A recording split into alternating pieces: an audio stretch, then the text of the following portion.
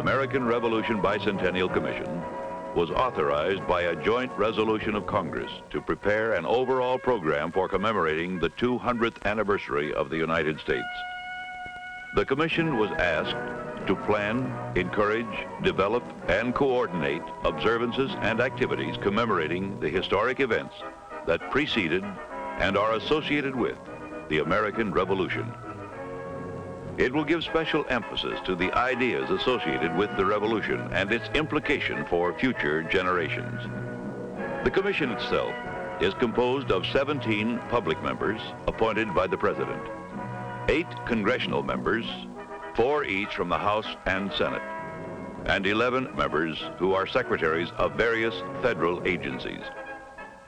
The Commission's charter is broad. Its responsibility is great. The Bicentennial is to be more than a ceremonial occasion. The way we as a nation choose to celebrate the 200th anniversary will have an important bearing on what we learn from it and on the inspiration we draw from it. The Bicentennial Commission plans to emphasize the continuing effort to achieve the fulfillment of the ideals and ideas of the Revolution as stated in the Declaration of Independence and the Constitution, to inventory the progress of the last 2 centuries and to state the unattained goals, new and old. Some of this work will be solemn. Some will be festive, because the 200th birthday of our country should be at once a joyous celebration and a solemn rededication. Members of the American Revolution Bicentennial Commission and representatives of various states gathered at the White House at the invitation of President Nixon. They heard him charge them with the responsibility to not just move forward in reaching for material goals, but to move forward also in the realm of the American spirit as we enter Century 3 of American life. The President said, "As all of you know, we're gathered in this historic house for an opportunity that comes to a people once in a century, the celebration of the 200th anniversary of the United States, which will take place in 1976. And we are starting to plan now. We have representatives not only from the federal government, but from most of the states of the nation here to plan that celebration. I would like to speak to that subject very briefly, to speak to it in perhaps a way that most of you would not have thought of, because traditionally when we think of this kind of a celebration, we think of the nation's past and we glory in that past, as we should. We think of the nation's present and we consider the problems that we must deal with. This celebration, I would hope, would look to America's future, look to the year 1976, and set for ourselves goals for that year 1976, which we can achieve. In the space of 7 years, we can achieve great goals so that when 1976 comes, we can look back over those 200 years with even greater pride than we did 100 years ago. Could I refer to the early days of this country, to the time that this nation was founded, and to the words that were spoken by those who at the time of the Declaration of Independence thought of the mission of America, what America could mean to the world.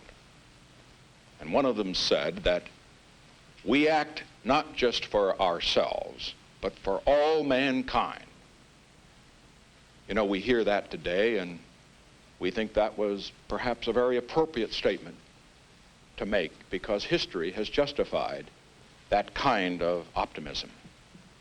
Now, in setting forth goals, I can tell you that this administration is thinking in terms that are tremendously exciting. In the field of hunger, it will be possible by the year 1976 to abolish hunger in the United States of America. It will be possible in the year 1976 to make enormous progress in the field of housing, in the field of transportation. In all of these areas, that are tremendously important to every American family and that also are admired and respected around the world. And so, to those who come from the states and those here from the federal government, let us set for our goal in 1976, not just moving forward in all these material areas, but to move forward in the realm of the American spirit. I know this sounds perhaps too illusory, too uncertain for us possibly to capture, but it is there. We must put our minds to it, we must put our hearts to it, and that brings me now to those from the states. America is 50 states. America is big cities and small towns. It's all the homes and all the hopes of 200 million people. And that's why we want this celebration to be national. It must go directly to the people and derive its strength from the people.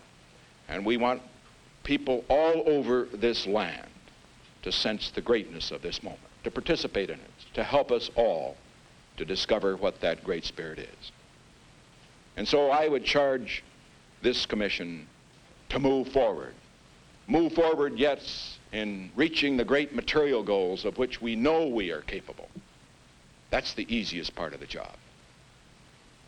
But recognizing that the best fed, best clothed, best housed people in the world, that the strongest nation in the world and the richest nation in the world still will not deserve to be the hope of the world unless it has that splendid spirit, the lift of a driving dream, which meant so much to the world in 1776 and for 200 years since that time. I would conclude simply by saying that by that year, 1976, the world will be at peace. By that year, 1976, America, we trust, will find the understanding that we perhaps do not have in many quarters today. But above everything else, I would trust in that year, 1976, that more Americans can look back with pride and look to the future with hope. Hope that the opportunity that everybody in this room has had is something that is a realizable dream that can be achieved for anyone who has the good fortune to be born in this country, for anyone who has the good fortune to come to this country.